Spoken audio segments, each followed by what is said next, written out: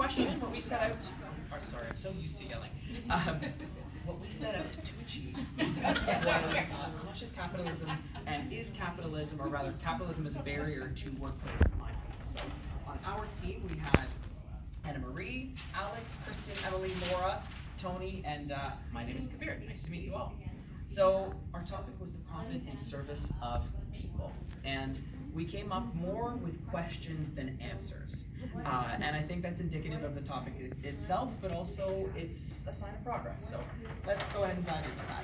Our first insight was both mission and margin. But when you think about those two terms, we as the team kept making the mistake of saying mission versus margin, and that has to do with the way that we're just wired. And it's part of taking that out of business. That is what is going to end up giving us that progress, not having that sense of aggression, a little bit more compassion. Let's expand on this though. So the individual, corporation, collective, that's what we mean by mission. What is going to be the leading force of that organization? Also the contribution to society. Then on the margin side, usually you associate that with profit. But what if the profit wasn't monetary? What if we started measuring profit with different means? What if it had to do with a different measure of success? What would that look like? So what is enough? When we talk about mindfulness, we are tapping into being content, into being satisfied. Why don't we expand that to the corporate level? Why do we have to focus on year-over-year growth when companies might just be working out totally fine, and if they stayed stagnant, that's not a bad thing? Because at the end of the day, it's the shareholders that we seem to be pissing off by not growing. Why can't we just not grow a little bit? And that also goes into the development of new mindful corporate language. So when we talk about things like assets or resources, does anybody have any other corporate language that they'd like to just throw out there? What's a corporate? ROI, baby. ROI. Okay, what else? What else?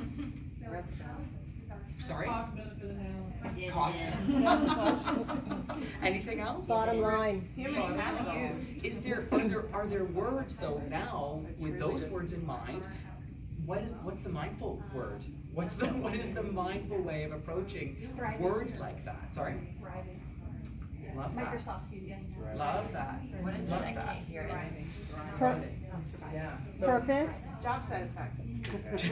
yeah. So it's about decorporatizing that language and being more inclusive of a different measurement of success, which leads us to insight number 2, which is rethinking the assumptions. And the example that we latched onto that was the 4-day work week that's been so successful in countries in Scandinavia. And that has to deal with giving more success to employees through rewarding them, pretty much. That those days of 60-hour work weeks of coming home and I'm so tired, I'm gonna have dinner, those days are over, right?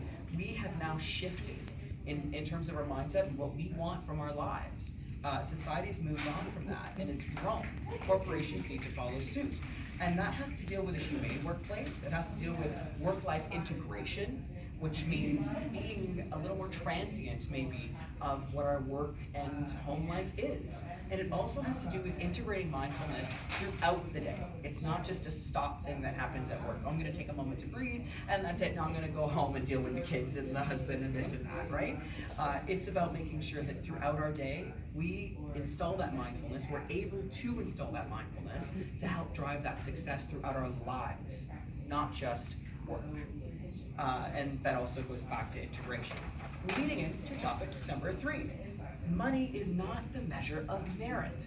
And that is the direction that I think will lead us to success if we fall. I know, we get a little hippie with it. And so it has to do with the inherent value of the human being, of the employee, rather than just the individual and just the corporation. What about them both functioning as individuals that are cohesive? And also acknowledging the whole person. As I mentioned, there are more questions than answers. The biggest ones that we wanted to focus on was can there be profit-driven people-centric corporations?